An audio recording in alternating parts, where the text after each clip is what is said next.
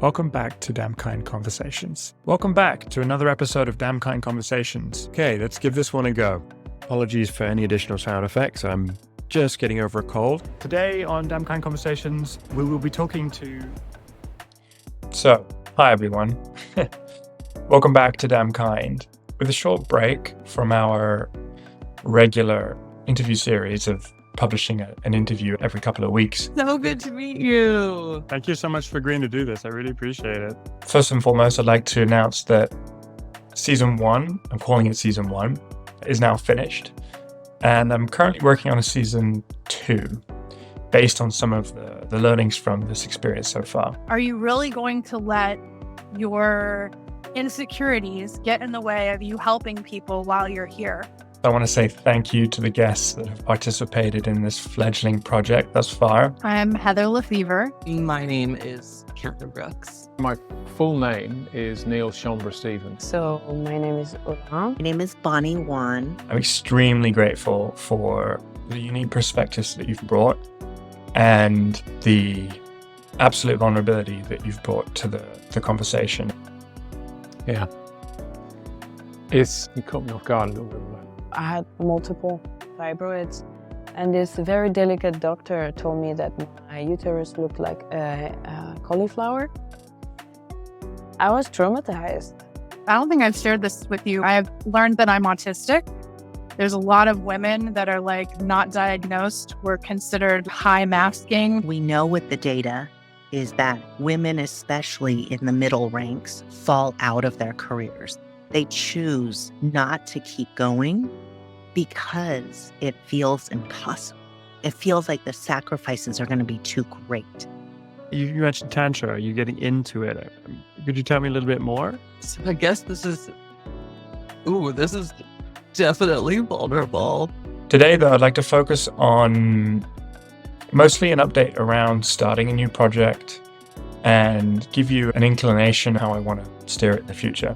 I find that our inner truths call to us, and we can ignore it, we can suppress it, and many people do, but at some point it will start screaming. Yeah, I think there's nothing more important than the fact that these conversations, you can never really know how they will touch people. And for me, what is resonant in the moment in the interview, it's not always what people find interesting and engaging when they're listening to it. And I think the conversation that happens between myself and others about those differences is actually where the magic lies. I'm just so curious how it's been for you to be in a creative project where this rawness and vulnerability is coming through. This particular project right now, I love it. Yes. It's throwing back a question at me already. I'd like to announce that Damn Kind is evolving. Up-and-coming interviews will continue to grace podcast platforms, but I'm going to take a YouTube-first approach. Think of it as a expanded universe for these conversations where I can include videos like the one I'm sharing right now. Could be more creative, could be more reflective, could be slightly behind the scenes. Just gives me a bit more room. So I started applying to some jobs, but the process was quite just demoralizing, because as a human, you look at the bullet points that you don't fulfill rather than the bullet points that you are. It just happens when you look at a job description. You can't help it, unless you're the most confident person in the world.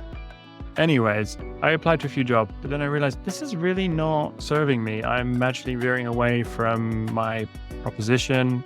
As I gear up to season 2, I'm excited to dive deeper into the lessons I've learned from previous guests, so there will be a separate reflection on that. Please note also that I'm doubling down on organic, authentic, sustainable growth over rigid schedules and performance mechanics. So I don't wish to post all the time. I also have a life, I have work, I have responsibility, and I do this project to feed and nourish myself and hopefully others along the way. So for me, ultimately, I'm not going to just post on Tuesday because I think it will perform well.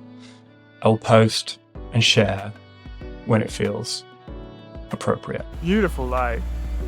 So for me, finding joy, it'd be in the leaves. You can smell the freshness of the air, all those good stuff.